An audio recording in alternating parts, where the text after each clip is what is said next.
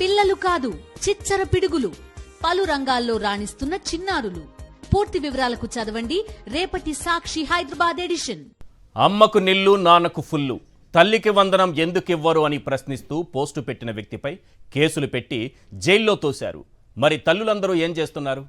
రైతులకు వాళ్లతో మాట్లాడి ఓట్లేయించుకుని 20,000 పెట్టుబడి సాయం ఎందుకివ్వరని సోషల్ మీడియాలో పోస్టులు పెట్టిన వ్యక్తిని పోలీసులు చిత్రహింసలు పెట్టారు.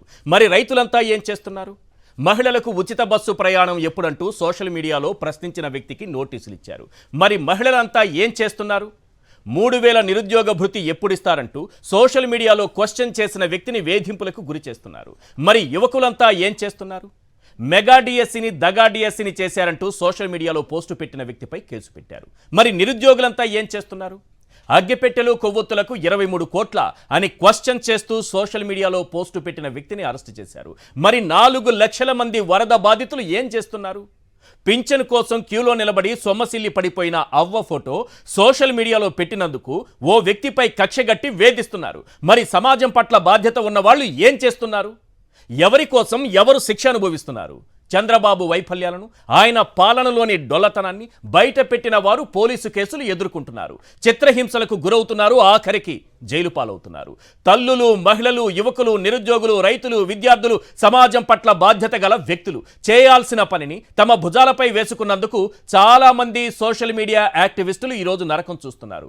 మరి ప్రజల్లో కదా మార్పు రావాల్సింది, ప్రజలే కదా ప్రశ్నించాల్సింది, ప్రజలే కదా నిలదీయాల్సింది. పోని అసభ్యకర పోస్టులు పెడుతున్నారు, వ్యక్తిత్వ హననం చేస్తున్నారని అంటే అలాంటి వాళ్ళ విషయంలో చట్టబద్ధంగా ఎలాంటి చర్యలైనా తీసుకోవచ్చు. కానీ టీడీపీ సోషల్ మీడియా సైకోలు పెడుతున్న పోస్టులు ఉగ్రవాదుల్లా మారి వ్యక్తిత్వ హననానికి దిగుతున్న తీరు పోలీసులకు కనిపించడం లేదు. చంద్రబాబు కక్ష సాధింపు రాజకీయాల కోసం పోలీసులు అమాయకులైన వారిని అరెస్టు చేసే యజ్ఞంలో బిజీ అయిపోయారు. ఇందుకే కదా అనేది ఇది సర్కారు వారి శాడిజం అని. ఈ ఒక్క మాటతో సరిపోదు సార్, మరో 10 పాయింట్లు చెబుతాను, అవునో కాదో మీరే డిసైడ్ చేయండి. ఎస్, పాయింట్ నెంబర్ 1, అమ్మకు నిల్లు నాన్నకు ఫుల్ అని సోషల్ మీడియాలో పోస్టు పెట్టినందుకు అరెస్ట్ చేశారంటే ఇది కదా సర్కారు వారి శాడిజం అంటే. పాయింట్ నెంబర్ 2, మెగా డిఎస్సి కాదు దగా డిఎస్సి అని సోషల్ మీడియాలో పోస్టు పెట్టినందుకు కేసు పెట్టారంటే ఇది కదా సర్కారు వారి శాడిజం అంటే. పాయింట్ నెంబర్ 3, వృద్ధురాలు పింఛను కోసం వెళ్ళి సొమ్మసిల్లి పడిపోయిందని ఫోటో పెట్టినందుకు కక్ష కట్టారంటే ఇది కదా సర్కారు వారి శాడిజం అంటే. పాయింట్ నెంబర్ 4, స్కిల్ కేసులో చంద్రబాబు అరెస్ట్ అయిన ఫోటోను సోషల్ మీడియాలో షేర్ చేసినందుకు కేసు పెట్టారంటే ఇది కదా సర్కారు వారి శాడిజం అంటే. పాయింట్ నెంబర్ 5, రిషికొండలో అద్భుత భవనం అని సోషల్ మీడియాలో పోస్టు వేసినందుకు నోటీసులు ఇచ్చారంటే ఇది కదా సర్కారు వారి శాడిజం అంటే. పాయింట్ నెంబర్ 6, అగ్గెపెట్టెలు కొవ్వొత్తులకు కోట్లు అని సోషల్ మీడియాలో పోస్టులు పెట్టినందుకు అరెస్ట్ చేశారంటే ఇది కదా సర్కారు వారి శాడిజం అంటే. పాయింట్ నెంబర్ 7, బాబును ప్రశ్నించిన పోసాని డైరెక్టర్ వర్మను వదలకుండా అక్రమ కేసులు బనాయిస్తున్నారంటే ఇది కదా సర్కారు వారి శాడిజం అంటే. పాయింట్ నెంబర్ 8, 1000 మందికి పైగా నోటీసులు ఇచ్చి 147 మందిపై అక్రమ కేసులు పెట్టి 49 మందిని అరెస్టు చేశారంటే ఇది కదా సర్కారు వారి శాడిజం అంటే. పాయింట్ నెంబర్ 9, వైఎస్ఆర్సీపీ నేతలు మహిళలపై అసభ్యకర పోస్టులు పెట్టిన టీడీపీ సోషల్ సైకోలపై ఏ చర్యలు లేవంటే ఇది కదా సర్కారు వారి శాడిజం అంటే. పాయింట్ నెంబర్ 10, చంద్రబాబు రాజకీయ కక్ష సాధింపుల కోసం పోలీసు వ్యవస్థ అమాయకుల అరెస్టుల యజ్ఞం చేస్తోందంటే ఇది కదా సర్కారు వారి శాడిజం అంటే. సర్కారు వారి శాడిజం, ఎస్, సర్కారు వారి శాడిజం ఎక్కడ మొదలైందన్నది కాదు పాయింట్, ఎక్కడ ఆగుతుందన్నదే అసలు పాయింట్. కానీ దీనికి ఒక టర్నింగ్ పాయింట్ ఉంది. ఆట ఇప్పుడు జగన్ మొదలుపెట్టారు. ఈ ప్రభుత్వానికి ఓపెన్ ఛాలెంజ్ విసిరారు. చంద్రబాబు పాలనా వైఫల్యాలను, సూపర్ 6 మోసాలను ఎండగడుతూ నేనే సోషల్ మీడియాలో పోస్ట్ చేస్తాను, నేనే కాదు బాధ్యత ఉన్న ప్రతి ఒక్కరూ పోస్ట్ చేస్తారు, మీ అరెస్టుల పర్వం ఇక నా నుంచే మొదలు కావాలి, ఎంతమందిని అరెస్ట్ చేస్తారో చేయండి, సూపర్ 6 హామీలు ఎగ్గొట్టారని ప్రశ్నిస్తే అరెస్ట్ చేస్తారా? తల్లికి వందనం ఎక్కడా అంటే అరెస్ట్ చేస్తారా? రైతుకు పెట్టుబడి సాయం ఎక్కడ అంటే అరెస్ట్ చేస్తారా? విద్యార్థులకు ఫీజు రియంబర్స్మెంట్ ఎక్కడ అంటే అరెస్ట్ చేస్తారా? నిరుద్యోగులకు 3,000 భృతి ఎక్కడ అంటే అరెస్ట్ చేస్తారా? ఇంతమంది ప్రజలను మోసం చేసినందుకు చంద్రబాబుపై 420 కేసు ఎందుకు పెట్టకూడదు? నేనైతే పోస్టు పెడుతున్నా, ఏం చేస్తారో చేయండి అంటూ జగన్ సవాల్ విసిరారు. ఆయన ఏమన్నారో ఒక్కసారి స్క్రీన్ పైన చూడండి. చంద్రబాబు నేను ఒకటి అడుగుతున్నా, ఇదిగో నీ మోసం, ఎన్నికల వేళ నువ్వు చెప్పినావు ఇది చేస్తాను అని. ఇదిగో నీ సూపర్ 6. దీనికి కావాల్సిన బడ్జెట్ ఇది 74,000 కోట్లు. నువ్వు చేసినది మోసం కాదా? నువ్వు చెప్పినది అబద్ధం కాదా? నీ మీద 420 కేసు పెట్టకూడదా? ఆర్గనైజ్డ్ క్రైమ్ ఇది కాదా అని నేను ట్వీట్ పెడతా ఉన్నాను. నా ఎమ్మెల్యేలు, కంటెస్ట్ చేసిన ఎమ్మెల్యేలు అందరూ ట్వీట్లు పెడతా ఉన్నారు, పెట్టబోతున్నారు.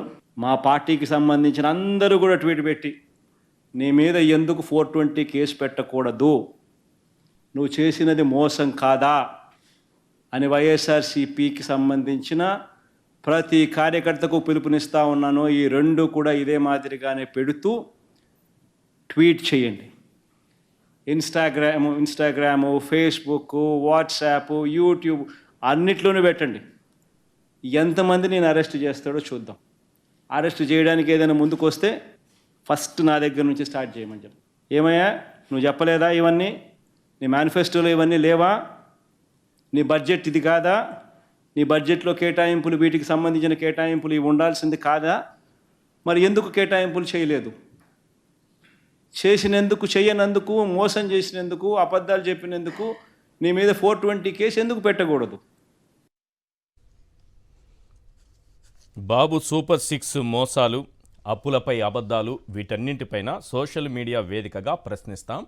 మీరు కేసులు పెట్టాలంటే మొదటి కేసు నా నుంచే మొదలు పెట్టండి అంటూ జగన్మోహన్ రెడ్డి గారు సవాల్ విసిరారు. ఇప్పుడు అలాగే అందరికీ చెప్పారు, సోషల్ మీడియా కార్యకర్తలకు, పార్టీ శ్రేణులకు, పార్టీ నాయకులకు, కార్యకర్తలు అందరూ కూడా ఇలాంటి పోస్టులు పెట్టండి, ప్రశ్నించే హక్కు అందరికీ ఉంది అంటున్నారు. మరి ఇది ఒక ఉద్యమంలా లేవబోతోందా? ఇలా జైళ్లలో ఇంతమందిని ఇప్పటి వరకు తోసేశారు కదా, ఇక ఎంతమందిని ఆ విధంగా అరెస్ట్ చేసి జైలు పాలు చేస్తారు? ఏ పోస్టులకు అరెస్ట్ చేస్తున్నారంటే, అమ్మకు వందనం అన్నారు కదా, అది ఎప్పుడు ఇస్తారు? అమ్మకు నిల్లు, నాన్నకు ఫుల్లు, అది మాత్రం ఇచ్చారు అని పోస్టులు పెడితే అరెస్టులు చేస్తున్నారు, వాళ్ళకి నోటీసులు ఇస్తున్నారు.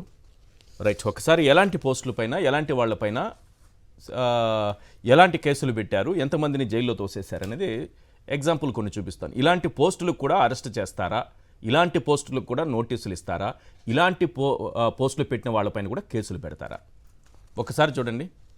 అగ్గిపెట్టెలు, కొవ్వొత్తులకు కోట్లన్నీ ఏదో పోస్టు పెట్టారు, అది మీరే కదా ఇచ్చారు. అగ్గిపెట్టెలు, కొవ్వొత్తులు అన్నిటికి కలిపి 23 కోట్లు అయిందని లెక్క చూపించారు కదా, మరి దానికి 23 కోట్లు అవుతుందని ప్రశ్నించినందుకు అతని పైన కేసు. ఇంకా ఫుల్ తీసుకోండి ఒకసారి. వాట్సాప్ గ్రూపులో ఉన్నందుకు, కేవలం ఉన్నందుకే, వాట్సాప్ గ్రూపులో ఉన్నందుకు కూడా అతని పైన కేసు పెట్టారు. నెక్స్ట్, వృద్ధురాలి వేదనను వివరించినందుకు, ఒక వృద్ధురాలు పింఛన్ కోసం వెళ్ళి ఆ పింఛన్ కోసం లైన్లో నిలబడి, ఒకప్పుడైతే వాలంటీర్ వ్యవస్థ ఉంది, వాలంటీర్లు ఇంటికే వచ్చి 1వ తారీఖున ఉదయం సూర్యుడు రాకముందే తలుపు తట్టి అవ్వల చేతిలో పెన్షన్ పెట్టి పోయేవాళ్ళు. ఇప్పుడు వెళ్ళాలి కదా, నడుచుకుంటే వెళ్ళాలి కదా సచివాలయాల వరకు, అక్కడ క్యూలో నిలబడాలి కదా, ఎంత ఎండ ఉన్నా నిలబడాల్సిందే కదా, ఎన్ని గంటలైనా నిలబడాల్సిందే కదా. అలా నిలబడిన ఒక అవ్వ కళ్ళు తిరిగి సొమ్మసిల్లి పడిపోతే ఆ అవ్వని హాస్పిటల్లో అడ్మిట్ చేస్తే వృద్ధురాలి వేదనను వివరించారనమాట. ఇలా సొమ్మసిల్లి పడిపోయిందని చెప్పినందుకు అతనిపైన కక్ష కట్టారు. చంద్రబాబుకి సంబంధించినటువంటి జైలుకు సంబంధించి, ఆయన జైలుకి వెళ్ళారనే అంశానికి సంబంధించి ఏదో ఫోటోను షేర్ చేశారంట. దానికి బాబు ఫోటో, అరెస్ట్ ఫోటోను షేర్ చేసినందుకు అతనిపైన కేసు. నెక్స్ట్, విద్య వద్దు మద్యం ముద్దు, నాన్నకి ఫుల్లు, అమ్మకి నిల్లు, ఇదే కదా అందరూ అడుగుతున్నారు. ఇప్పుడు జగన్మోహన్ రెడ్డి గారు కూడా చెప్పింది అదే. మీరు ఇవ్వకపోతే ప్రతి ఒక్కరూ పెట్టండి పోస్టులు అని చెప్తున్నారు. ప్రశ్నించకూడదా? ఎక్కడిచ్చారు అమ్మకు? తల్లికి వందనం అన్నారు, ఎక్కడ తల్లికి వందనం పెట్టారు? ఇప్పటివరకు వందనం పెట్టలేదు. పిల్లాడికి మాత్రం యగనామం పెట్టారు. రిషికొండలో అద్భుత భవనం ఏం కట్టారని చెప్పకూడదా? అలా చెబితే ఇది ఒక కేసు, అతనిపైన కేసు పెట్టారు. నెక్స్ట్, వీడియో ఫార్వర్డ్ చేసినందుకు కృష్ణవేణి అనే మహిళపై కేసు. ఒక వీడియో ఫార్వర్డ్ చేశారట. ఇలాంటి కేసులే సార్ ఇవి ఇప్పుడున్నటువంటి కేసులు. ఇంకా ఏమైనా ఉంటే చూపించండి. ఇలాంటివి పోస్ట్ చేసినందుకు కూడా కేసులు పెడుతున్నారంటే ఈ వైఫల్యాలను ప్రశ్నించకూడదు. సూపర్ 6 ఎప్పుడు ఇస్తారని అడగకూడదు. సూపర్ 6లో ఏ ఒక్క హామీ కూడా ఎవరు నోరెత్తకూడదు. అప్పులపై తప్పుడు లెక్కలపై ఎవరూ మాట్లాడకూడదు. అలా మాట్లాడితే అందరికీ నోటీసులు వస్తాయి. ఆ తర్వాత పోలీసులు వస్తారు, ఆ తర్వాత అక్రమ కేసులు పెడతారు, ఆ తర్వాత జైళ్లలో తోసేస్తారనే సిగ్నల్ ఈరోజు పంపిస్తున్నట్టుగా కనిపిస్తోంది. ఇప్పుడైతే జగన్మోహన్ రెడ్డి గారు తప్పకుండా నేను పెడతానన్నారు, అందరినీ పెట్టమన్నారు. ఒక ఉద్యమంలా ఇది సాగబోతోందన్న అంశంపైన మనం మాట్లాడబోతున్నాం. చర్చలో పాల్గొంటున్నారు జూపూడి ప్రభాకర్ గారు, వైఎస్ఆర్సీపీ సీనియర్ నాయకులు, శేఖర్ రెడ్డి గారు, వైఎస్ఆర్సీపీ అధికార ప్రతినిధి, సింగులూరు వెంకటేష్ గారు, సీనియర్ అనలిస్ట్, మరి కాసేపట్లో మనతో పాటు జాయిన్ అవుతారు. రైట్, జూపూడి ప్రభాకర్ గారు, జగన్మోహన్ రెడ్డి గారు ఒక పిలుపునిచ్చారు. నేను చూపించా కొన్ని ఎగ్జాంపుల్స్. ఆ పోస్టు పెట్టినందుకు కూడా వాళ్ళని అరెస్ట్ చేసి తీసుకెళ్ళిపోతున్నారు, నోటీసులు ఇస్తున్నారు, జైళ్లలో దోసేస్తున్నారు. ఎస్, సూపర్ 6 హామీలు అమలు చేయని విషయాన్ని ప్రశ్నిస్తానంటున్నారు, అబద్ధాలపై ప్రశ్నిస్తానంటున్నారు. ఏంటి, దీన్ని ఒక ఉద్యమంలో తీసుకెళ్లబోతున్నారా జగన్మోహన్ రెడ్డి గారి పిలుపుతో? మరిన్ని ఎక్కువగా ఇలాంటి పోస్టులు రాబోతున్నాయా? ఈశ్వర్ గారు, మీకు ప్యానెల్లో ఉన్నటువంటి మిత్రులకి, సాక్షి వీక్షకులందరూ కూడా నమస్కారం. మీరు ఒకసారి ఇందాక జగనన్న బైట్ ఒకటి కొంచెం ప్లే చేయగలరా? జగనన్న బైట్ చేయగలరా? చేయగలను, చెప్పండి. ఒక్కసారి చేయండి. అంటే మీరు చేస్తే నేను చెప్తాను. ఒక్కసారి చేస్తే నేను ప్రారంభిస్తాను. ఉద్యమం ఎలా ఉంటుందో దానికి ఉదాహరణగా చెప్పడం కోసం అడిగాను. ఇప్పుడు ఇట్స్ పాసిబుల్. నేను చెప్పిన చంద్రబాబు, నేను ఒకటి అడుగుతున్నా. ఇదిగో నీ మోసం. ఎన్నికల వేళ నువ్వు చెప్పినావు ఇది చేస్తాను అని. ఇదిగో నీ సూపర్ 6. దీనికి కావాల్సిన బడ్జెట్ ఇది, 74,000 కోట్లు. నువ్వు చేసినది మోసం కాదా? నువ్వు చెప్పినది అబద్ధం కాదా? నీ మీద 420 కేసు పెట్టకూడదా?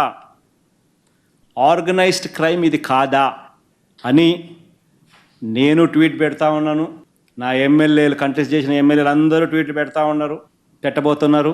మా పార్టీకి సంబంధించిన అందరూ కూడా ట్వీట్ పెట్టి నీ మీద ఎందుకు 420 కేసు పెట్టకూడదు, ఓకే సార్, నువ్వు చేసినది మోసం కాదా అని వైఎస్ఆర్సీపీకి సంబంధించిన ప్రతి కార్యకర్తకు పిలుపునిస్తా ఉన్నాను. ఈ రెండు కూడా ఇదే మాదిరిగానే పెడుతూ ట్వీట్ చేయండి. రైట్, చెప్పండి సార్. ఈశ్వర్ గారు, శభాష్. ఇది కదా ప్రతిపక్ష నాయకుడి నుంచి ప్రజలు కోరుకునేది. గుడ్. ప్రతిపక్ష నాయకుడు ఎక్కడన్నా అదురుతున్నాడా, బెదురుతున్నాడా, లేకపోతే వైఎస్ఆర్ కాంగ్రెస్ పార్టీ నాయకులు కానీ కార్యకర్తలు కానీ ఎక్కడైనా భయపడిపోయి చేతులు ఎత్తేసారా? కమాన్, ఛాలెంజ్ చేస్తూ ఉన్నాడు. నీ అబద్ధాలకి వ్యతిరేకంగా 420 కేసు నీ మీద పెడుతున్నాం. ఏం చేస్తావో చేసుకో. అరెస్ట్ చేస్తే ముట్టముట్ట నన్ను టచ్ చేయి. ఇది ధైర్యం. చెప్పగలడా చంద్రబాబు నాయుడు గారు ఈ విధంగా? పవన్ కళ్యాణ్ ఈ విధంగా చెప్పగలడా? ఏది మోసాన్ని అడిగితే, మోసం అని చెప్తే మీరు కేసులు పెడతారా?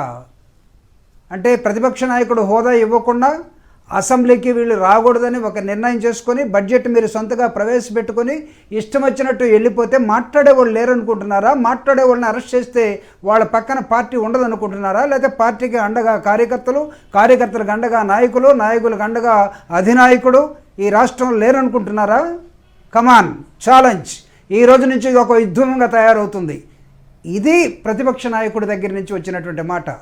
ఈ మాటని నాకు తెలిసి ఈ రోజు నుంచి, రేపటి నుంచి ఈ రాష్ట్రంలో ప్రజలందరూ కూడా వాళ్ళ మనసుకు తీసుకొని వాళ్ళ చేతిలో ఉన్నటువంటి ఫోన్ను వాడితే రకరకాల నీకు ఉన్నటువంటి ఫేస్బుక్ కానీ, ట్వీట్ కానీ, లేకపోతే వాట్సాప్ కానీ ఎక్కడైనా నీకు ఇది అడిగితే ఎంతమందిని చేస్తారు? మీకు ఎన్ని జైళ్ళు ఉన్నాయి? స్వతంత్ర పోరాట కాలంలో చేసినట్టు చేస్తారా? అంటే మిమ్మల్ని ఎవరు ప్రశ్నించకూడదా? మీరు అబద్ధాలు చెప్పి దొంగతనంగా గెలవచ్చు, దొంగోట్లు వేయించుకోవచ్చు. ఈ రాష్ట్రం మొత్తాన్ని మీరు జగన్మోహన్ రెడ్డి గారి ప్రభుత్వం 14 లక్షల కోట్ల రూపాయలు అప్పులోకి వెళ్ళిపోయిందన్నారు. బడ్జెట్లో 6 లక్షల కోట్లు ఎందుకు చూపించారు మహానుభావ? అడగకూడదా? ఏమైంది? తల్లికి నిల్లు, తండ్రికి ఫుల్లు. ఇదే క్వాలిటీ మధ్య బాటా రేటు. మీ పైన కేసు పెట్టేస్తారా? 99 రూపాయలు నాణ్యమైన. కాదు సార్, అలా అన్నందుకే ఒక వ్యక్తి పైన కేసు పెట్టారు. ఇప్పుడే కదా చూపించాను. మీరు కూడా అదే అంటున్నారు, అమ్మకు నిల్లు నాన్నకు ఫుల్ అని. మళ్ళీ మీ పైన కూడా పెడతారేమో. అదే సార్, పెట్టనివ్వండి సార్, చూద్దాము. ఇప్పుడు మా నాయకుడు చెప్పాడు కదా ఎంతమంది మీద పెడతారో, కమాన్ చేసి చూస్తామని. అంటే మాట్లాడితే కేసులు పెడితే ఇది ఏమైనా ఎమర్జెన్సీ అనుకుంటున్నారా, లేకపోతే మీరు ఎక్కడన్నా వేరే అరబ్ కంట్రీలో ఉన్నాం అనుకుంటున్నారా ఎన్నికలు లేకుండా నియంతృత్వంతో మాట్లాడటం కోసం? Remember, this is democratic country. మనుషులకి ప్రతిపక్ష నాయకులకే కాదు, ప్రతి మనిషికి మాట్లాడే స్వేచ్ఛ ఉంది. నువ్వు ఆపగలవా? టీ బంకుల దగ్గర మాట్లాడుకునే వాళ్ళని మాట్లాడగలవా నువ్వు? కానీ ఒక సోషల్ మీడియా పోస్ట్ కొన్ని వేల మందికి లక్షల మందికి రీచ్ అవుతుంది. ఒక పోస్ట్ పెడితే కొన్ని వేల మందికి లక్షల మందికి రీచ్ అవుతుంది. దాన్ని ఆపేయాలనేది చూస్తున్నారు కదా, ఎలా సాధ్యం అవుతుంది? ఎలా ఈ వైఫల్యాలను ప్రజల్లోకి తీసుకెళ్తారు? Sir, it is very easy sir. Not only social media లేకపోతే పోస్ట్ ద్వారా కాదు, ఈ సోషల్ మీడియా లేనప్పుడు కూడా ప్రభుత్వాలు లేదా ప్రతిపక్షాలు పరిపాలన మొత్తం ఉండేవి. మౌత్ టు మౌత్, మనిషికి మనిషి మాట్లాడుకుంటాడు. దీనికన్నా పెద్ద సోషల్ మీడియా ఏముందండి? మనమేమే వార్తలు, ఇంతకుముందు వార్తలు మాత్రమే చదివేవాళ్ళు, తర్వాత చూపించడం కూడా వచ్చింది. ఓకే, ఇప్పుడు పొద్దున సాయంత్రం వాటి కోసం వెయిట్ చేయాల్సిన అవసరం లేదు. నీకు ఫోన్ తీసుకొని నొక్కితే ఆటోమేటిక్గా మినిట్ టు మినిట్ వస్తూ ఉన్నాయి. మారిపోలేదా? మీరు సోషల్ మీడియా పేరుతోటి వైఎస్ఆర్ కాంగ్రెస్ పార్టీ నాయకుల గొంతు నొక్కాలని చూస్తే పోలీసులు కూడా నేను ఒక ప్రశ్న వేస్తున్నాను. మీరు ఏ ప్రభుత్వం వచ్చినా, మీరు ఏ పార్టీ వచ్చినా మీరు ప్రభుత్వంలో ఉండాల్సిందే మీ రిటైర్మెంట్ దాకా. దయచేసి try to understand your limitations. మిమ్మల్ని మేము ఇది చేయలేమండి చెప్తే ఎవడు అడగడు. ఏదో బాస్ చెప్పాడు కదా, ఒక నియంతో చెప్పాడు కదా, మేము మొత్తం మీద ఊరంతా కేసు పెడతామంటే కుదరదండి ఈశ్వర్ గారు. ఊర్లు లేపేయాలనుకుంటే ఊర్లు తరలు వస్తాయి. ఊర్లు తరలు వచ్చినప్పుడు మీరు ఆ తరంగాల్లో కొట్టుకొని పోతారు. ఏమనుకుంటున్నారు ప్రజాస్వామ్యం అంటే? 5 నెలల్లో 5 సంవత్సరాలు ప్రభుత్వం ఇస్తే 5 నెలలు. ఇప్పుడు సోషల్ మీడియాలో ఏదో ఒక పోస్టు, ఇప్పుడు అన్న విద్య వద్దు మద్యం ముద్దు, నాన్నకి ఫుల్లు అమ్మకి నిల్లు అని పోస్టు పెట్టినందుకు వాళ్ళపైన ఏదో నోటీసులు ఇస్తారు, పోలీస్ స్టేషన్కి పిలిపిస్తారు. అక్కడ వరకు అయిపోతే ఇది పెద్ద విషయం కాదు, అక్కడితో ఆగట్లేదు. వాళ్ళ మీద అక్రమ కేసులు పెడుతున్నారు. చేయని తప్పుల్ని కూడా చేసినట్టుగా కొట్టి హింసించి సంతకాలు పెట్టించుకుంటున్నారు అని స్వయంగా వాళ్ళే చెప్తున్నారు. ఒకసారి బయట ఉంటే అది ప్లే చేయండి. ఇంటూరి రవికిరణ్ ఏం చెప్పారనేది, ఆయన దగ్గర ఏ రకంగా బలవంతంగా సంతకాలు తీసుకున్నారనే విషయం కానీ, లేకపోతే వర రవీందర్ రెడ్డికి సంబంధించి వాళ్ళ లాయర్లు మాట్లాడిన విషయం కానీ, ఇతరుల విషయంలో కానీ జరుగుతోంది ఏంటంటే, వాళ్ళని ఈ కేసుల మీద పిలుస్తున్నారు, వాళ్ళని కొట్టి హింసించి బలవంతంగా చేయని తప్పులు కూడా చేశాము అన్నట్టుగా సంతకాలు పెట్టించుకుంటున్నారనేది వాళ్ళు చెప్తున్న మాట, నేను చెప్తున్నది కాదు. స్వయంగా వాళ్ళే మాట్లాడారు. ఒకసారి ఇంటూరి రవికిరణ్ బయట ఉంటే ప్లే చేయండి, ఆయన ఏం మాట్లాడారో ఆవేదన ఒకసారి వినండి సార్. నేను చెప్పని మాటల్ని చెప్పినట్టుగా రిపోర్ట్ లో రాసి నా సంతకాలు తీసుకున్నారు. మధ్యవర్తుల సమక్షంలో విచారణ జరగలేదు, అసలు మధ్యవర్తులే లేరు, వాళ్ళంతటా వాళ్ళు ఏదో రాసేసుకున్నారు. దాని మీద నా సంతకాలు చేసుకున్నారు. ఏదైనా ఉంటే కోర్టుకి వెళ్ళి చెప్పుకోమన్నారు. ఇక్కడ ఇంతే సంతకాలు పెట్టాలని నాకైతే బలవంతంగా తీసుకున్నారు. తెలుగుదేశం పార్టీకి అమ్ముడు పోయారు, తెలుగుదేశం పార్టీకి అమ్ముడు పోయారు. రాజమండ్రిలో తెలుగుదేశం పార్టీకి అమ్ముడు పోయాడు, అధికార పార్టీకి అమ్ముడు పోయారు. నేను చెప్పని దాన్ని చెప్పినట్టుగా రెండు రిపోర్ట్లు రాశారు. ఫస్ట్ కరెక్ట్ గా మార్చి రాశారు, తర్వాత రిపోర్ట్ మార్చి రాసి నా దగ్గర 2 సార్లు సంతకాలు తీసుకున్నారు. ఫస్ట్ కరెక్ట్ రిపోర్టే రాశారు, సెకండ్ టైం వాళ్ళకి నచ్చినట్టుగా రాసి నా దగ్గర సంతకాలు పెట్టించుకున్నారు. ఇతను వైఎస్ షర్మిలమ్మ గారి మీద, విజయమ్మ గారి మీద, సునీతమ్మ గారి మీద తప్పుడు పోస్టులు చేయమని చెప్పేసి వైఎస్ అవినాష్ రెడ్డి గారు, ఆయన పిఏ రాఘవరెడ్డి గారు చెప్పినారని అబద్ధాన్ని కన్ఫెషనల్ స్టేట్మెంట్గా ఇవ్వమని చెప్పేసి ప్రెజర్ చేయడం జరిగిందంట. అతను నేను అబద్ధం చెప్పను, నేను చేయలేదు, వాళ్ళంటే మాకు చాలా గౌరవం, నేను చేయను అని అన్నందుకు అతన్ని పలు రకాలైనటువంటి 3rd డిగ్రీ మెథడ్స్ యూజ్ చేయడం జరిగింది. అందులో భాగంగా అతన్ని పడుకోబెట్టి 2 కాళ్ళు పంగజేల్చి 2 ఇట్లా ఎడల్పుగా లాగి 2 తొడల మీద కాళ్ళతో, బూటు కాళ్ళతో ఇద్దరు పోలీసులు తొక్కడము, 2 చేతులు పైకి ఇంచడము జరిగింది. చేస్తూ ఇప్పటికైనా సరే నువ్వు అవినాష్ రెడ్డి గారి పేరును చెప్పకపోతే నిన్ను చంపుతాము, ఎన్కౌంటర్ చేస్తామని చెప్పేసి భయపెట్టడం జరిగింది. ఈ పరిస్థితి ఉంటే ఎవరు సార్ ధైర్యంగా వచ్చేది, ఎవరు సార్ మాట్లాడేది, ఎవరు సార్ పోస్టులు పెట్టేది వైఫల్యాల గురించి?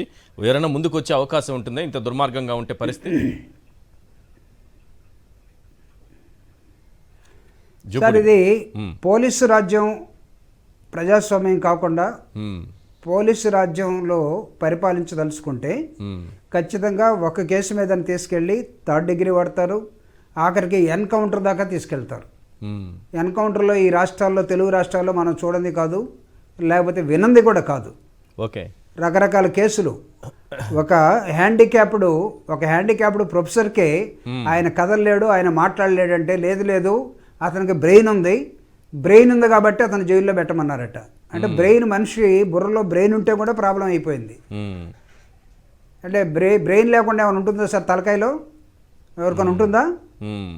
అలాంటి పోలీస్ వ్యవస్థ ఈరోజు చంద్రబాబు నాయుడు గారు కొనసాగిస్తే, ఉద్యమ రూపంలో వైఎస్ఆర్ కాంగ్రెస్ పార్టీ కదిలితే ఏమైంది? శ్రీలంకలో అక్కడ ప్రధానమంత్రి ఏమయ్యాడు ఒక దశలో? శ్రీలంక ఒక దశలో, బంగ్లాదేశ్లో అక్కడ ఉన్నాడు ప్రధానమంత్రి ఏమయ్యారు? ఏం సార్, మణిపూర్కి ఈ రోజు దాకా ప్రైమ్ మినిస్టర్ పోగలుగుతున్నాడా? మణిపూర్ ఈ దేశంలో భాగం కాదా? ప్రజాస్వామ్య దేశం కాదా? అంటే మీరు ఆపరేషన్ కగారనో లేకపోతే ఇంకొక పేరులో పెట్టుకొని మీరు ప్రతి మనిషిని భయమిస్తూ జైల్లో పెడుతూ 3rd డిగ్రీ వాడి వీళ్ళందరి మీద కేసులు పెడతామంటే ఆంధ్రప్రదేశ్లో ఉన్నటువంటి వైఎస్ఆర్ కాంగ్రెస్ పార్టీ కానీ, ప్రజాస్వామికవాదులు కానీ, మేధావులు కానీ చూస్తూ ఊరుకుంటారు అనుకుంటున్నారా? అంటే మీకు 5 సంవత్సరాల పరిపాలన చేయండి అని ఇస్తే 5 నెలల్లోనే మీరు చేతులు ఎత్తేసి మీకు చేతగా ఇంకొక పంచాయతీరాజు మినిస్టర్ వార్నింగ్ ఇస్తే పోలీసులు కదిగే పోలీసులు ఒక పోలీసులా? ఏమండి, ముఖ్యమంత్రి మాట్లాడలేడు, హోంమంత్రి మాట్లాడలేడు, మీకు పంచాయతీరాజు మినిస్టర్ మాట్లాడితే మేము 2 రోజుల్లో స్పీడప్ చేస్తున్నామని అందరిని అరెస్ట్ చేస్తారా? నెక్స్ట్ 2007 ఎన్నికలు వస్తే ప్రభుత్వం మారదా? ఒకవేళ అలాంటి పిలిపే మారిన ప్రభుత్వం ఇస్తే ప్రజాస్వామ్యం అవుతుందా? ఒకవేళ అలాంటి ప్రభుత్వంలో మేమున్నా అలాంటి వాతావరణాన్ని ఉంటే మేము ఖండిస్తాం. ప్రజాస్వామిక పద్ధతుల్ని అధిగమించినటువంటి ఏ ప్రభుత్వం కూడా ఈ దేశంలో మనుగడ సాధించలేదు. అనుకోవచ్చు మీరు కూటమి ద్వారా వచ్చి ఉండొచ్చని, ఈశ్వర్ గారు మీరు కూటమి ద్వారా వచ్చి ఉండొచ్చు అనుకోవచ్చు, కానీ ఇది మీరు మీకు చివరిసారే అని కూడా మీరు గుర్తుపెట్టుకోండి. ఎందుకంటే the way you people are behaving, the way you people are governing, the way you are doing administration, ఎవడి మీద కోపం ఎవడి మీద చూపించడానికండి? అంటే మిమ్మల్ని ఎన్నుకుంది కోపాలు తెచ్చుకోవడానికా? మిమ్మల్ని ఎన్నుకుంది వైఎస్ఆర్ కాంగ్రెస్ పార్టీని ఇష్టం వచ్చినట్టు కేసులు పెట్టడానికా? మిమ్మల్ని ఎన్నుకుంది ప్రజలు వైఎస్ఆర్ కాంగ్రెస్ పార్టీ లేకుండా నామరూపాలు లేకుండా చేయడానికా? అంటే ప్రతిపక్ష పార్టీ లేకుండా మీరు ప్రజాస్వామ్య వ్యవస్థలో పరిపాలన చేయాలనుకుంటున్నారా? అంటే మీరు అనుకుంటే ధ్వంసం అవుతుందా? మీరు అనుకుంటే వైఎస్ఆర్ కాంగ్రెస్ పార్టీ లేకుండా పోతుందా? Is it possible? మాజీ ముఖ్యమంత్రి గారి సవాల్ చూడలేదా మీరు? అక్కడ చూడలేదా? సో ఏం జరుగుతుంది అనుకుంటున్నారు రేపటి నుంచి? అందుకనే మీతో బయట మళ్ళీ ప్రశ్నించడం పెరుగుతుంది అనుకుంటున్నారా? ఈ ప్రశ్నించే విధానం పెరుగుతుందా రేపటి నుంచి? ప్రశ్నించడమే కాదు, ప్రశ్నతో పాటు ఉద్యమ స్వరూపం కూడా ఆంధ్రప్రదేశ్లో రాబోతుంది. ఉద్యమ స్వరూపం కూడా రాబోతుంది. అవసరమైతే మిగతా రాజకీయ పార్టీలను కలుపుకొని, మేధావులను కలుపుకొని, విద్యార్థులను కలుపుకొని, అన్యాయానికి గురవుతున్నటువంటి అన్ని సెక్షన్స్ని కలుపుకొని వైఎస్ఆర్ కాంగ్రెస్ పార్టీ ఉద్యమానికి పిలిపిస్తుందండి. ఆపమనండి, ఉద్యమాన్ని ఆపగలరా? ఒకసారి శేఖర్ రెడ్డితో మాట్లాడు. శేఖర్ రెడ్డి గారు, ఇదేంటండి ఈ సూపర్ 6 పైన పోస్టులు పెట్టినా అరెస్టులు చేసేస్తున్నారు. ఒక అతను మయోసైటిస్తో బాధపడుతున్నాను. నిన్న ఆ విజువల్ కూడా నేను చూపించాను నిన్న. మయోసైటిస్తో బాధపడుతూ ఎక్కడ తిరువూరు నియోజకవర్గం విసన్నపేట మండలం బేతంపూడి గిద్యో అంట. మయోసైటిస్తో 2 ఏళ్లుగా బెడ్కే పరిమితమై ఉంటే అతనికి నోటీసులు ఇచ్చారు. రోజు ఫోన్లు చేసి మరీ వేధిస్తున్నారట ఫోన్లలో. రెండోది, ఒక దివ్యాంగుడికి కూడా హ్యాండిక్యాప్డ్ అయితే అతనికి కూడా నోటీసులు ఇచ్చారట. ఈ విధంగా జరుగుతోంది. ఇప్పుడేమో జగన్మోహన్ రెడ్డి గారు నేను ట్వీట్ పెట్టబోతున్నాను, ఇప్పుడు నా నుంచి మొదలు పెట్టండి అని అంటున్నారు. ఏం జరుగుతుంది రేపటి నుంచి? సార్ ఈశ్వర్ గారు, మీకు అలాగే ప్యానల్లో ఉన్న పెద్దలకు, సాక్షి టీవీ వీక్షకులందరికీ కూడా గుడ్ ఈవినింగ్ అండి. Good evening sir. ఓ నిజాం పిశాచమా, కానలేదు నేను ఇంతవరకు నీలాంటి రాజుని నేను ఎన్నటికి. నా తెలంగాణ కోటి రతనాల వీణ అని చెప్పి నాడు తెలంగాణ సాయుధ పోరాటానికి అండగా ఎలుగెత్తి చాటి మరీ ఊపిరిలుదిన దాశరథి కృష్ణమాచార్యులు ఈరోజు మా రాష్ట్రంలో కూడా వచ్చారు సార్. దాశరథి కృష్ణమాచార్యులు లాంటి గొప్ప వీరులు వచ్చున్నారు. ఓ చంద్రబాబు లాంటి నియంత పిశాచమా, నీ పాలన ఆగేంత వరకు మా పోరాటం ఆగదు. ఎన్ని కేసులు పెట్టుకుంటావో పెట్టుకో, ఎన్ని అక్రమ అరెస్టులు చేస్తావో చేసుకో అంటూ పోరాటం సాగించే ఇంటూరి రవికిరణ్ లాంటి సోషల్ మీడియా యోధులే ఈరోజు మా నాయకుడిగా మాట్లాడిన ఛాలెంజ్, మా నాయకుడు మాట్లాడిన మాటలకి స్ఫూర్తి సార్. వీటిని అనుకూలంగా చేసుకుని వైఎస్ఆర్ కాంగ్రెస్ పార్టీ ఈ నియంత పిశాచ ప్రభుత్వాన్ని గద్దెదించేంత వరకు అలుపెలకని పోరాటం చేస్తుంది సార్. సార్ మీరు అన్నారు సార్, ఏంటి హ్యాండిక్యాప్డ్కి ఇస్తున్నారు, మయోసైటిస్ ఉన్న అతనికి ఏదైతే నోటీసులు ఇస్తున్నారు అని చెప్పారు సార్. సార్ రాష్ట్రంలో ఈ రోజు పరిస్థితి ఎలా ఉందంటే, రాష్ట్రంలో చనిపోయిన ఆత్మలు మొత్తం కూడా పక్క రాష్ట్రాలకు పారిపోతున్నాయి సార్. ఆత్మలు పారిపోవడం ఏంటండి?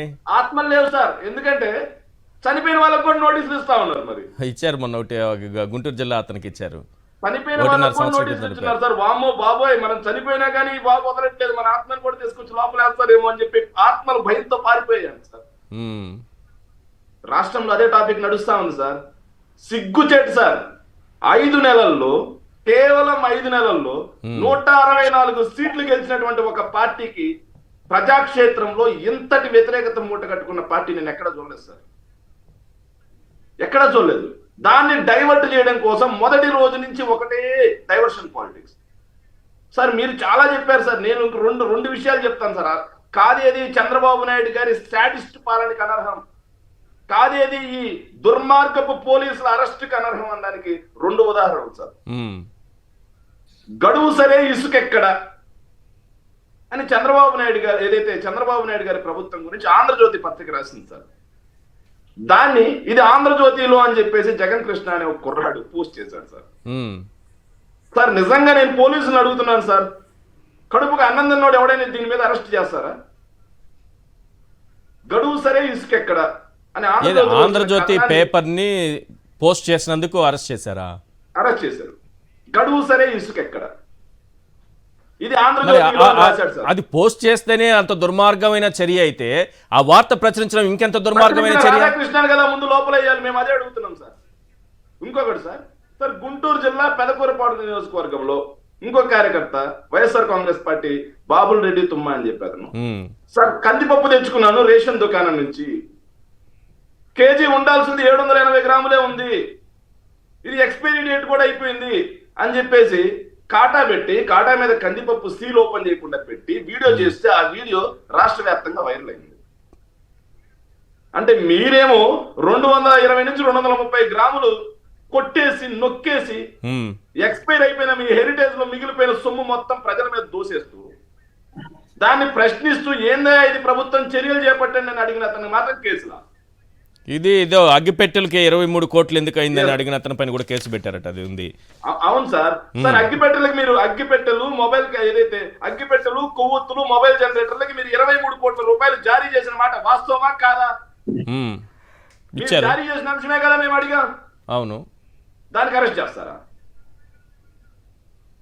మీరు దోపిడీ చేస్తూ, మీరు దుర్మార్గం చేస్తూ, ప్రజాధనాన్ని పందికొక్కుల్లో మేస్తూ దాన్ని మేము అడగకూడదా? ప్రతిపక్ష పార్టీగా దాన్ని అడగకూడదా? మాకు సమాజం మీద బాధ్యత ఉన్న వ్యక్తులుగా దాన్ని అడగకూడదా? రాష్ట్రం మీద ప్రేమ ఉన్న వ్యక్తులుగా దాన్ని అడగకూడదా? జవాబుదారీతనం ఉన్న వ్యక్తులుగా మీకు చిత్తశుద్ధి ఉంటే, ప్రజల మీద ప్రేమ ఉంటే, రాష్ట్రం మీద రాష్ట్ర ప్రజలకు జవాబుదారీతనం ఉంటే మీరు దానికి సమాధానం చెప్పాలి. అయ్యా 23 కోట్లు కాదు మేము దీనికి ఖర్చు పెట్టాము, సమాధానం చెప్పండి. అలా కాకుండా అరెస్టులు చేస్తారా సార్? రాష్ట్రంలో ఈ రోజు పరిస్థితి సార్. సార్ నేను 2 నిమిషాలు మాట్లాడాలి సార్ దీని గురించి. అమ్మఒడి ఎక్కడ అంటే అరెస్టులు సార్. ఈ రోజు బడ్జెట్ లో అమ్మఒడికి మీరు కేటాయించిన కేటాయింపులు ఎన్ని సార్? 5,300 కోట్లు. అవును. మీరు ఇస్తాను ఎంత సార్? 12,500 కోట్లు. అంటే మీరు అమ్మని మోసం చేసినట్టా కాదా? మీరు మోసం చేయొచ్చు, ఎవరు అడగకూడదు. అడిగితే కేసు పెడతాం, లోపలేస్తాం, అరెస్ట్ చేస్తాం, చిత్రహింసలకు గురి చేస్తాం. సార్ రైతు భరోసా ఇల్లు తిరిగి 20,000 ఇస్తా అని చెప్పారు సార్. మొత్తానికి 10,000 చిల్లర కోట్లు కావాలి. వీళ్ళు ఇచ్చింది 1000 కోట్లు. అవును. 10,000 కోట్లు ఎక్కడ? 1000 కోట్లు ఎక్కడ? అడిగితే అరెస్ట్ కేసులు పెడతారా? అరెస్ట్ చేస్తారా? జైల్లోకి తోస్తారా? 25 లక్షల ఉద్యోగాలు అన్నారు, లేకపోతే నిరుద్యోగ భృతి 3,000 అన్నారు. ఏ ఒక్క చిల్లి గవ్వ ఉద్యోగాలు వచ్చేసాయేమో, మీరు చూసారా? ఉద్యోగాలు ఇచ్చేస్తుండొచ్చు. నిన్న చెప్పారు సార్ 2,50,000 ఉద్యోగాలు నేను తీర్చేశానని చెప్పి చంద్రబాబు నాయుడు గారు నిన్న ప్రెస్ మీట్. మరి అయిపోయిన తర్వాత ఇంకేముంది అడగడానికి? సార్ నవ్వు వచ్చింది సార్ నాకు నిన్న. రిలయన్స్ వాళ్ళు ఏదో పెట్టుబడులు పెడుతున్నారంటే 2,50,000 ఉద్యోగాలు నేను ఇచ్చేసాను, 25 లక్షల ఉద్యోగాల్లో 2,50,000 ఉద్యోగాలు అయిపోయాయి అంటున్నారు సార్ నవ్వుతూ. అంత నిస్సిగ్గుగా ఒక ముఖ్యమంత్రి స్థానంలో ఉన్న వ్యక్తి అబద్ధాలు ఆడొచ్చు. ఏమయ్యా చంద్రబాబు నాయుడు గారు ఇట్లా అబద్ధాలు ఆడుతున్నారని మేము అడిగితే కేసులు, అరెస్టులు, చిత్రహింసల. రైట్, చాలా మంచి పాయింట్ శేఖర్ రెడ్డి గారు, చాలా మంచి పాయింట్. నా ప్రశ్న ఏంటంటే, మీరు మంచి పనే చేస్తున్నారు, సోషల్ మీడియా వేదికగా ప్రభుత్వాన్ని నిలదీస్తున్నారు. సార్ నేను మొన్న ఒకసారి మీతో మాట్లాడా, మళ్ళీ కూడా అదే అంశాన్ని లేవనెత్తున్నా. పాయింట్ ఏంటంటే, అమ్మకి వందనం అని చెప్పారు, ఇంట్లో ఎంతమంది పిల్లలుంటే అంతమందికి 15,000 అని చెప్పారు, ఇవ్వట్లేదని పోస్టు పెడితే మిమ్మల్ని ఎవరైతే పోస్టు పెట్టిన వాళ్ళని అరెస్ట్ చేస్తున్నారు. మరి ప్రశ్నించాల్సిన తల్లులు కదా సార్. పెట్టుబడి సాయం 20,000 ఇస్తానని ఓట్లు వేయించుకొని మోసం చేసినప్పుడు ఆ పోస్టు పెట్టిన వ్యక్తిని అరెస్ట్ చేస్తున్నారు. రైతులు కదా ప్రశ్నించాల్సింది, 50 లక్షల మంది రైతులు కదా. విద్యార్థులు, ఫీజు రియంబర్స్మెంట్ రాని విద్యార్థులు రోడ్డు ఎక్కాలనా లేదా? వాళ్ళు ప్రశ్నించాలనా లేదా? నిరుద్యోగ భృతి చంద్రబాబు నాయుడు గారు 20 లక్షల ఉద్యోగాలు ఇస్తానన్నారు, అంటే దాదాపు 20 లక్షల మంది ఉన్నట్టే కదా ఒక లెక్క. అప్రాక్సిమేట్లీ ఓ 15 లక్షలు 20 లక్షలు. మరి వాళ్ళంతా ప్రశ్నించాలిగా. వాళ్ళ తరపున మీరు పోరాటం చేసి జైలు పాలవుతున్నారేమో, వాళ్ళందరి తరపున ప్రశ్నించి మీరు అక్రమ కేసులు ఎదుర్కొంటున్నారేమో. ఒకసారి ఆలోచించండి, వాళ్లలో కూడా ఒక చైతన్యం రావాల్సిన అవసరం ఉందా లేదా? సార్ వైఎస్ఆర్ కాంగ్రెస్ పార్టీకి 40% ఓటు బ్యాంక్ వచ్చిందండి. అవును, ప్రతి 100 మందిలో 40 మంది మమ్మల్ని నమ్మి, మా విధానాలను నమ్మి, మేము మంచి చేస్తామని నమ్మి మాకు ఓట్లు వేశారు సార్. 1,30,00,000 మంది మాకు వెంట నిలబడ్డారు సార్. ఆ 1,30,00,000 మందే కాకుండా 2019 ఎన్నికల్లో మమ్మల్ని నమ్మి ఓట్లు వేసిన వాళ్ళలో చాలా మంది చంద్రబాబు నాయుడు గారి మోసపూరిత వాగ్దానాలకి, చంద్రబాబు నాయుడు గారి తప్పుడు ప్రచారాలకి ప్రలోభపడి చంద్రబాబు నాయుడు గారి పక్కన నిలబడ్డారు. ఈ రోజు 5 నెలల్లోనే ఆ ప్రలోభపడి చంద్రబాబు నాయుడు గారి పక్కన నిలబడి ఓటేసిన వాళ్ళందరూ కూడా చంద్రబాబు నాయుడు గారి ప్రభుత్వాన్ని వ్యతిరేకించే పరిస్థితి వచ్చింది. ప్రజాపక్షం, ప్రతిపక్షం అంటే ఏంటండి? ప్రజల గొంతుకే ప్రతిపక్షం, ప్రజల వాణే ప్రతిపక్షం, ప్రజా సమస్యల పట్ల పోరాటమే ప్రతిపక్షం, ప్రజా సమస్యలను నిలదీయడమే ప్రతిపక్షం. ఆ బాధ్యత మేము సక్రమంగా నిర్వర్తిస్తున్నాం. మేము సక్రమంగా నిర్వర్తించే బాధ్యత ఏదైతే ఉందో ఆ బాధ్యతని బాధితులైనటువంటి నిరుద్యోగులు, బాధితులైనటువంటి విద్యార్థులు, బాధితులైనటువంటి మహిళలు, బాధితులైనటువంటి రైతన్నలు, బాధితులైనటువంటి మత్స్యకారులు, బాధితులైనటువంటి నేతన్నలు, బాధితులైనటువంటి కాపు సోదరులు అందరూ కూడా మా వెంట నిలబడి ప్రజాక్షేత్రంలో పోరాటం చేయడానికి సిద్ధంగా ఉన్నారు సార్. ఖచ్చితంగా చంద్రబాబు నాయుడు గారు ప్రజాగ్రహానికి గురవు తప్ప సార్. ఇంకొక విషయం నేను మాట్లాడతాను సార్. వైఎస్ఆర్ కాంగ్రెస్ పార్టీ ఈ రోజు అరెస్ట్ అయ్యే వాళ్ళందరి మీద 2 పత్రికలు రాస్తున్నాయి సార్, సోషల్ సైకోలు అని చెప్పి. అవును, ఎవరు సార్ సైకోలు? నేను అడుగుతున్నాను సార్, మీ ద్వారా 2 పత్రికలనే కాకుండా ప్రజలను కూడా గుర్తుంచుకోమని చెప్పి అడుగుతున్నాను సార్. సార్ రాజకీయాలకు సంబంధం లేకుండా ఎక్కడో బెంగళూరులో వ్యాపారం చేసుకుంటున్నటువంటి వ్యక్తిని వేరే వాళ్ళ హత్యకి అంటగట్టి ఆయన వ్యక్తిత్వాన్ని హననం చేసినటువంటి పత్రికలు కాదా సోషల్ సైకోలు అంటే? తండ్రి చనిపోయి పుట్టెడు దుఃఖంలో ఉంటే తండ్రి అడుగుజాడల్లో నడిచినటువంటి ఎంతో మంది స్వచ్ఛందంగా సంతకాలతో జగన్మోహన్ రెడ్డి గారిని ముఖ్యమంత్రిని చేస్తాను అంటే, ఆ ముఖ్యమంత్రి సీటు కోసం చంద్రబాబు ఏదైతే తండ్రినే చంపాడు అని చెప్పి రాసినటువంటి దుర్మార్గమైనటువంటి పత్రికలు కాదా సార్ సోషల్ సైకోలు అంటే? ఏదైతే నల్లకాలంలో ఇచ్చిన మాట కోసం కాంగ్రెస్ పార్టీతో సహా ఢీకొట్టి బయటకు వచ్చి ఓదార్పు యాత్ర చేస్తా ఉంటే, ఆయన అక్రమంగా అరెస్ట్ చేసి లోపలేస్తే, ఆయన ఏదైతే విచారణ చేసిన అధికారే మొత్తం కూడా 1,200-1,300 కోట్లు అంటే 1,00,00,000 కోట్లు అని చెప్పి నిత్యం విషం చిమ్మినటువంటి ఈ పత్రికలు మీడియాలు కాదా సార్ సోషల్ సైకోల్ అంటే, సోషల్ సాడిస్టులు అంటే? షర్మిల మీద సునీత మీద పోస్టులు పెట్టి వైఎస్ఆర్సీపీ పేరుతో ఫేక్ ఐడి, దాని గురించి చెప్పాలి మీరు. ఎందుకంటే ఈరోజు హోంమంత్రి గారు మాట్లాడుతున్నారు, మీ తల్లిని చెల్లిని కూడా కాపాడుతోంది మేమే అని. ఎవరు పోస్టులు పెట్టారు, ఎవరు పెట్టించారు? సార్ ముందు sir 1 minute sir. Jaganmohan Reddy గారు అరెస్ట్ అయ్యి జైల్లో ఉన్నప్పుడు ఆఖరికి జగన్మోహన్ రెడ్డి గారి తల్లిని, జగన్మోహన్ రెడ్డి గారి చెల్లిని, జగన్మోహన్ రెడ్డి గారి సతీమణిని హింసించినటువంటి దుర్మార్గులు కదా సార్ వీళ్ళు కాదా సోషల్ సైకోలు, వీళ్ళు కాదా సోషల్ శాడిస్టులు? జగన్మోహన్ రెడ్డి గారు 2014లో ఓడిపోయిన తర్వాత జగన్మోహన్ రెడ్డి గారి మీద విడిగా విషం చిమ్మిన వీళ్ళు కాదా సైకోలు? ఆఖరికి సార్ 2019 ఎన్నికలకు ముందు బాలకృష్ణ ఇంటి నుంచి షర్మిల గారి వ్యక్తిత్వ హననం చేసినటువంటి వీళ్ళు కాదా సైకోలు? ఆ రోజు మేం కాదా షర్మిలమ్మ గారి వెంట నిలబడింది? ఆ రోజు మేం కాదా షర్మిలమ్మ గారి వెంట నిలబడి పోరాటం చేసింది? ఈ రోజు షర్మిల గారికి మేము సైకోలు అయిపోయామా? షర్మిల గారి మీద, సునీతమ్మ మీద పోస్ట్ పెట్టినటువంటి సైకోలు ఎవరు? ఐటీడీపీ వాళ్ళు కాదా? అదే వాళ్ళు చేసిన పనిని అదే నేను అక్కడ చూపిస్తున్నారు చూడండి, ఒక డీసీ పేపర్. సరే సార్, మా పార్టీ కార్యకర్తల పేర్లతో ఫేక్ అకౌంట్లు తెరిచి మిమ్మల్ని తిట్టించినటువంటి ఐటీడీపీ అండి. రైట్. ఆ విషయం నాగుల కింద ఈ రోజు మీరు కూడా చేరి రైట్ మమ్మల్ని అంటారు. సార్ ఒక్క మాట సార్, ఫైనల్ గా సార్ ఒక్క మాట సార్, మేము అధికారంలో ఉండగానే ఆఖరికి వివేకం లాంటి సినిమాలు తీయించి కుటుంబ వ్యక్తుల యొక్క వ్యక్తిత్వాన్ని హననం చేసిన మీరు కాదా సోషల్ సైకోలు? మీరు కాదా సోషల్ శాడిస్టులు? దాని మీద చర్చా కార్యక్రమాలు పెట్టినటువంటి నీచమైన, చండాలమైన, దిగజారుడైన దగుల్బాజీ మీడియా వ్యవస్థను నడుపుతున్న మీరు కాదా సైకోలు? మీరు కాదా శాడిస్టులు? సార్ నేను అడుగుతున్నాను సార్ వాళ్ళని. సార్ మీకు నేను ఒక్క ఫోటో చూపించాలి సార్, నేను అసలు చూపించకూడదు సార్. సభ్య సమాజం కూడా సిగ్గుపడదు చూపించడానికి. ఎంతో బాధాతత్ర హృదయం సార్, ఎందుకంటే ఇది మేము ఇలాంటివి ఎన్నో సార్. నేను అలాంటివి చూపించట్లేదు ఈ స్క్రీన్ మీద. వాళ్ళు ఎన్ని దుర్మార్గాలు చేసినా ఈ స్క్రీన్ మీద చూసాం సార్. కానీ మేము చెప్పుకోలేక ఆగాం సార్. ఈ రోజు మేము బాధాతత్ర హృదయంతో చెప్పుకోవాల్సి వస్తుంది సార్. ప్రజలకు కూడా తెలియాలి సార్. సార్ ఈ ఫోటో తీసేయండి ప్లీజ్. నాకు తెలుసు ఇవన్నీ చాలా చూసాయి, సైకోలు పెట్టిన చాలా చూసాయి. ప్లీజ్ వాళ్ళ మీద అరెస్ట్ ఉండవా సార్? వాళ్ళ మీద కేసు ఉండవా సార్? మాకు మనోభావాలు ఉండవా? మాకు వ్యక్తిత్వం ఉండదా? మాకు బాధ కలగదా? మీకే బాధ కలుగుతుందా? మీకే మనోభావాలు ఉన్నాయా? మీకే వ్యక్తిత్వం ఉందా? పోలీసు వ్యవస్థ కూడా అట్లే సార్. బయటకు వచ్చి అడిగితే కేసులు, ఒకవైపే చూస్తే కేసులు పెడుతున్నారు. అడిగితే థర్డ్ డిగ్రీలు. రైట్. ఇది ప్రజాస్వామ్యమా? ఇది ప్రజాస్వామ్యమా లేకపోతే రాచరికమా? ఇక్కడ డాక్టర్ బిఆర్ అంబేద్కర్ గారి రాజ్యాంగబద్ధ పరిపాలన సాగుతుందా లేకపోతే నారావారి రెడ్డి ముక్క పాలన నడుస్తుందా? రైట్ వస్తాను, మళ్ళీ వస్తాను మీ దగ్గరికి. సింగులూరు వెంకటేష్ గారు, ఒక సామాన్యుడు ఎవరైనా సరే తనకి అన్యాయం చేస్తే, ఒక ప్రభుత్వం మాటిచ్చి అన్యాయం చేస్తే ప్రశ్నించేటటువంటి అధికారం, హక్కు ప్రజాస్వామ్యం మనకు కల్పించింది, మన రాజ్యాంగం మనకు కల్పించింది, సుప్రీంకోర్టు చెప్పినటువంటి తీర్పుల ప్రకారం మనకు ఆ హక్కు ఉంది. కానీ మామూలు పోస్టులు సార్, ఇంతకుముందు నేను చదివి వినిపించాను కదా, అలాంటి పోస్టులు పెట్టిన వాళ్ళపైన కేసులు పెడుతున్నారు. ఇలా సామాన్యుడి నుంచి సెలబ్రిటీ వరకు, అంటే ఒక హెచ్చరిక పంపాలన్నది.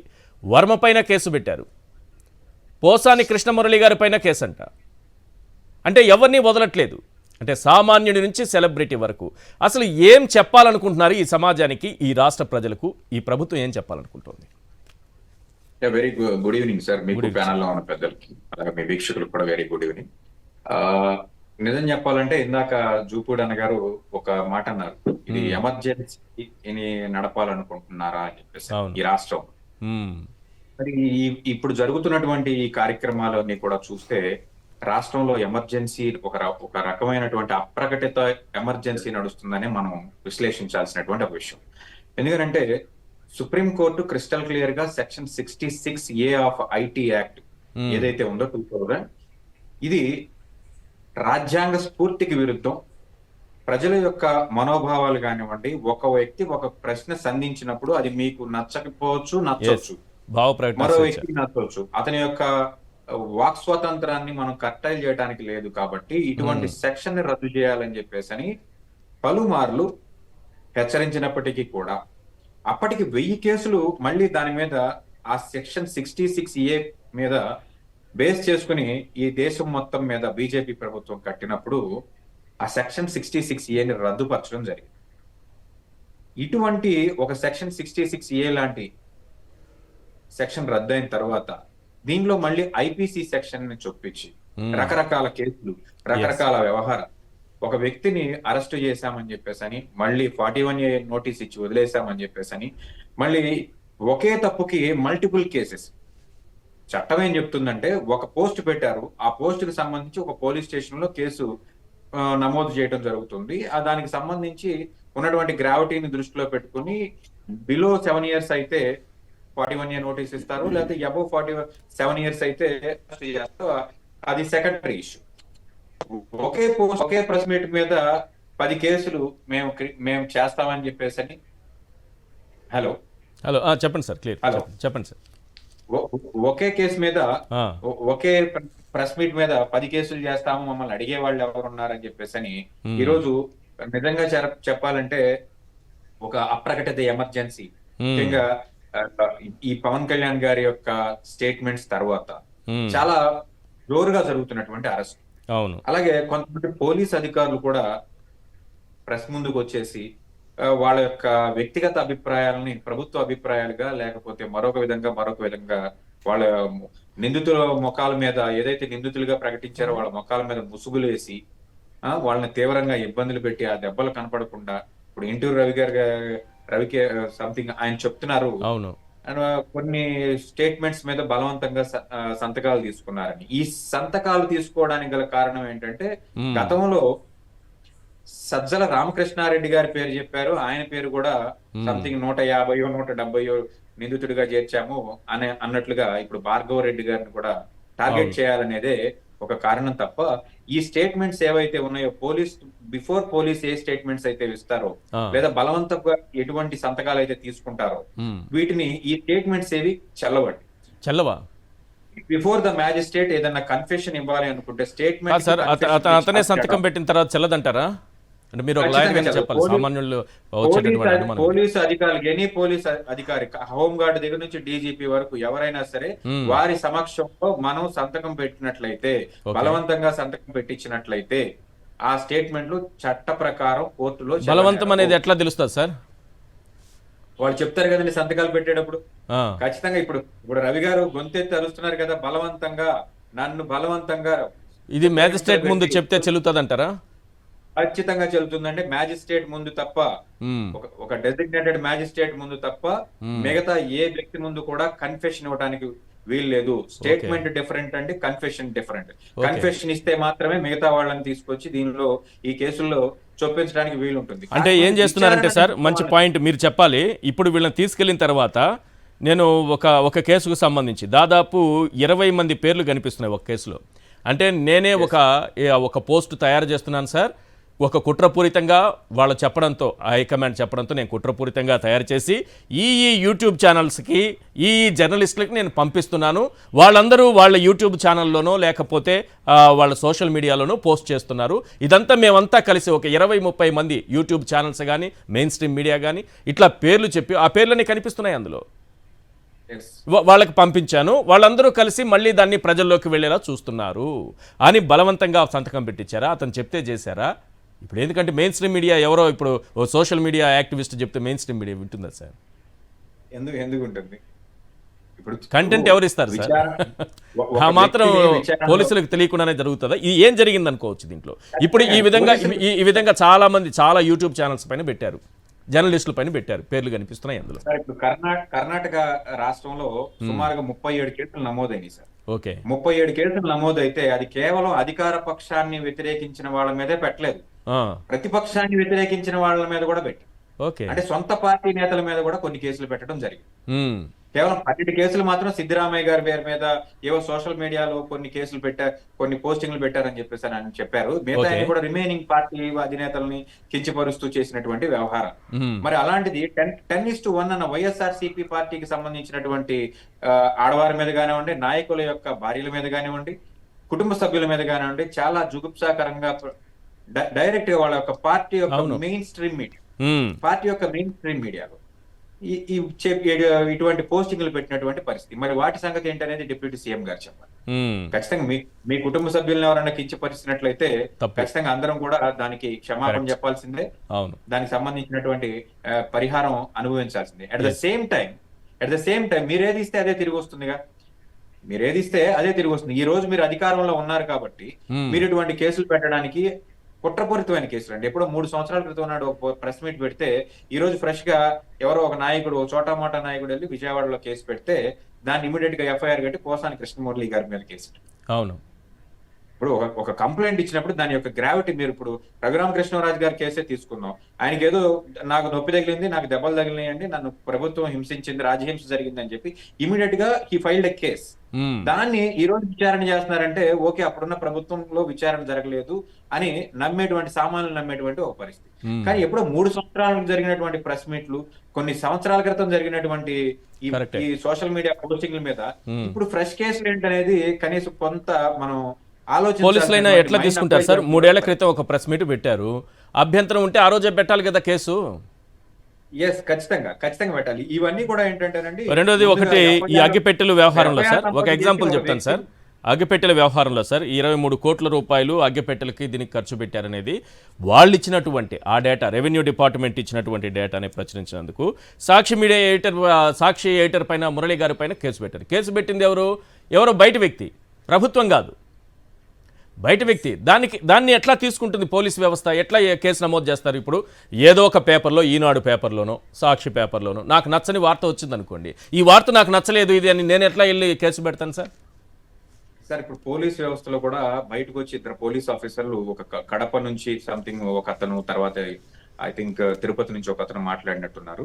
వీళ్ళిద్దరు కూడా డెప్యుటేషన్ మీద ఆంధ్రాకు వచ్చారని చెప్పేసి అని, సబ్జెక్ట్ టు కరెక్షన్ డెప్యుటేషన్ మీద ఒకరు తిరుపతి ఎస్పీ గురించి, తిరుపతి ఎస్పీ. ఇప్పుడు పోలీసులు కూడా ఈ ప్రభుత్వం మాట వినాల్సినటువంటి ఒక పరిస్థితి.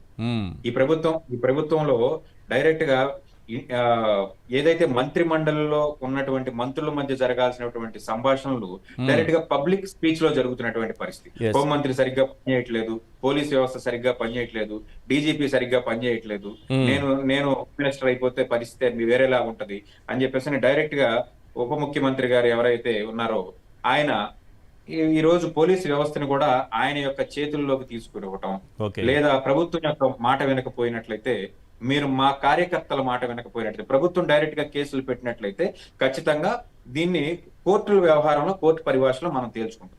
ఎవరెవరు కేసులు పెడుతున్నారో తెలియదు, ఎవరి మనోభావాలు మా మనోభావాలు కించిపరిచారు అని చెప్పేసి వాళ్ళు కేసు పెట్టడం, కన్సెంట్ ఈ లీడర్స్ ని తీసుకురావడం, పోలీస్ స్టేషన్ లో ఎఫ్ఐఆర్ కట్టడం, వాళ్ళ మీద అప్లై కానటువంటి సెక్షన్లు పెట్టి 14 days judicial remand. 14 days judicial remand. తర్వాత కోర్టులు ఎలా ఉంటాయి అంటేనంటే, మీరు ఏ సెక్షన్స్ మీద వచ్చారు అనేది చూసి ఆ సెక్షన్స్ అప్లై చేసిన బట్టి జ్యుడిషియల్ రిమాండ్ ఇవ్వడం జరుగుతుంది.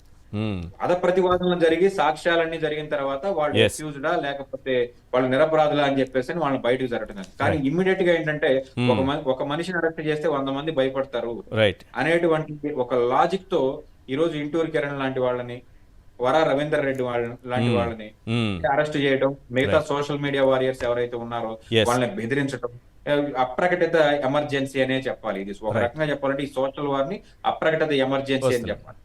వస్తున్నా శేఖర్ రెడ్డి గారు, ఒకసారి జూపూడి గారితో మాట్లాడు. జూపూడి గారు, ఈ సామాన్యులు ఒకటి, రెండోది పోసాని ఎప్పుడో 3 ఏళ్ల క్రితం ఆయన ఏదో ప్రెస్ మీట్ పెట్టారట, ఇప్పుడు ఆయన పైన కూడా కేసట. 3 ఏళ్ల క్రితం ప్రెస్ మీట్ పెట్టిన వ్యక్తి. అలాగే 2015లో నిజామాబాద్లో ఒక వ్యక్తి ఏదో ఒక పోస్టు పెట్టాడట. 9 ఏళ్ల తర్వాత నిజామాబాద్ నుంచి తీసుకొచ్చి అరెస్ట్ చేశారు. మరి అంత అభ్యంతరకరంగా ఉన్న పోస్ట్ అయితే ఆ రోజే ఎందుకు పెట్టలేదు? ఈశ్వర్ గారు, 2015లో వాళ్ళ ప్రభుత్వమే ఉంది. మళ్ళీ కోఇన్సిడెన్స్ ఆఫ్ అదే ఇక్కడ ఒక కోఇన్సిడెన్స్ ఏంటంటే, మొన్న డీజీపీ గారు పవన్ కళ్యాణ్ గారు మాట్లాడిన తర్వాత I have very respect on DGP గారు. ఆయన వ్యక్తిగతంగా నాకు తెలుసు, చాలా మంచి వ్యక్తి. కానీ పరిపాలన మారిన తర్వాత ఆయన ఏమన్నాడంటే, పవన్ కళ్యాణ్ ప్రెస్ మీట్కి, బహిరంగ సభకి ఈయన ప్రెస్ మీట్ రిప్లై ఏంటంటే, మీరు అనుకుంటున్నారేమో 30 సంవత్సరాల తర్వాత కూడా మేము అనుకుంటే కేసు పెట్టగలం అన్నాడు. ఓకే,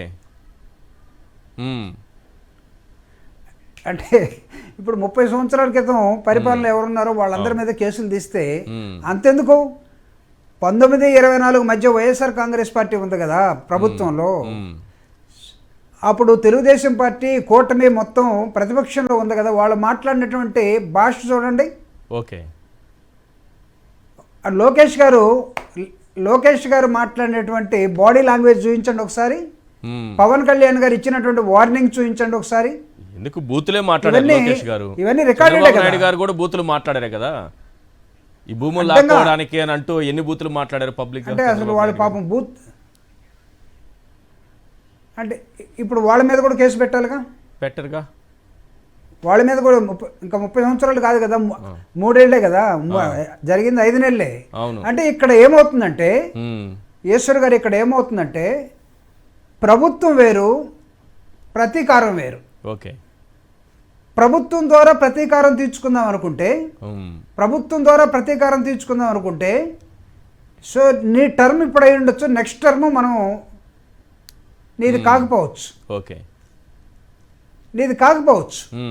అప్పుడు ఏం చేయాలా? వచ్చినటువంటి వాళ్ళు ఇదే పని చేస్తారా? రైట్. చేస్తే ఇది ప్రజాస్వామ్యం అవుతుందా?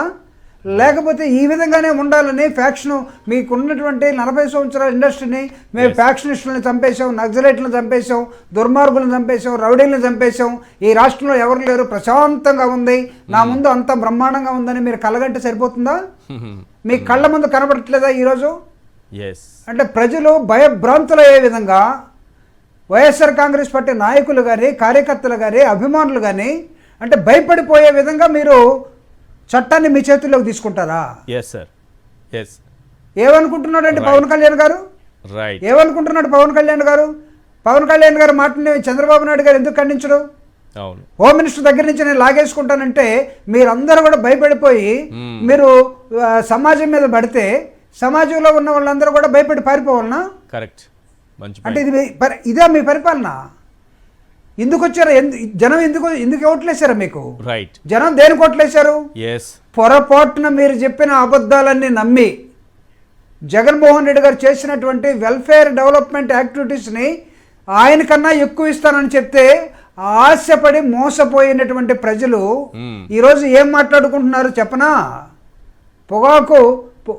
పొగాకు కొట్టే దగ్గర, మొక్కలేసే దగ్గర, నాట్లేసే దగ్గర, కలుపు పనికి పోయిన దగ్గర, పార పనికి పోయిన దగ్గర, టీ తాగే దగ్గర, స్కూళ్ళల్లో, డ్రైవర్లు, ఆఫీసుల్లో అందరూ ఏం మాట్లాడుకుంటున్నారంటే ఒరే అబద్ధాలకి మోసపోయారా ప్రజలు అనుకుంటున్నారు. ఇవ్వండి, మీరు చెప్పినవ్వండి. సూపర్ 6లో, సూపర్ 7లో ఉన్నాయి కదా, ఇవ్వండి సార్, ఇవ్వండి. మాకే అబ్జెక్షన్ లేదు. మాకన్నా మీరు ఎక్కువ డెవలప్మెంట్ చేస్తే, మీరు ఎక్కువ మాకన్నా ఎక్కువ వెల్ఫేర్ చేస్తే will receive it, will welcome it. కానీ మీరందరూ కూడా అబద్ధాల్లో మునిగి తేలుతూ మాకు వార్నింగ్లు ఇచ్చి చేయాలనుకుంటే ఉద్యమం ఖచ్చితంగా తయారవుతుంది. ప్రజా ఉద్యమాన్ని నిర్మిస్తాం, జగన్మోహన్ రెడ్డి గారిని ఫాలో అవుతాం, రాష్ట్రం అంతా కూడా ఆయన వెనకాలే ఉంది. ఈ అన్ని విషయాలు చూసినప్పుడు మీరు ఈ రాష్ట్రంలో పరిపాలిస్తున్న విధానం సరైన విధానం కాదు, ఇది ప్రజలు ఆశించింది కాదు. శేఖర్ రెడ్డి గారు చెప్పండి, మీ పాయింట్ చెప్పండి. జూపుడి ప్రభాకర్ అన్న మాట్లాడుతూ ప్రజలు మాట్లాడుకుంటున్నారు పలానా పనుల దగ్గర అన్నారు. అవును, నేను విన్నది ఏంటంటే ప్రజలు మాట్లాడుకోవట్లేదు జూపుడు అన్న, ఈ ప్రభుత్వాన్ని బండబూతులు తిట్టుకుంటున్నారు. మాటలు కాదా? మాట్లాడుకోవట్లేదన్న, బండబూతులు తిట్టుకుంటున్నారు ప్రభాకర్ అన్న. ఇంకొక విషయం, మీరు విన్న చోట అలా ఉండొచ్చు, ప్రభాకర్ గారు విన్న చోట అలా ఉండొచ్చు. ఈశ్వర్ గారు ఒక మాట, ఈ రాష్ట్రానికి సంఘ విద్రోహ శక్తులు ఈ రాష్ట్రానికి ఎవరు? ఎన్నికలకు ముందు చెప్పారు అంతే. రైట్. చర్చలో పాల్గొన్నందుకు అలాగే జూపూడి ప్రభాకర్ గారు థ్యాంక్ యూ అండి, శేఖర్ రెడ్డి గారు థ్యాంక్ యూ అండి, సింగళూరు వెంకటేష్ గారు థ్యాంక్ యూ అండి. ఇది వాళ్ళ చర్చా కార్యక్రమం చూస్తూనే ఉండండి సాక్షి టీవీ.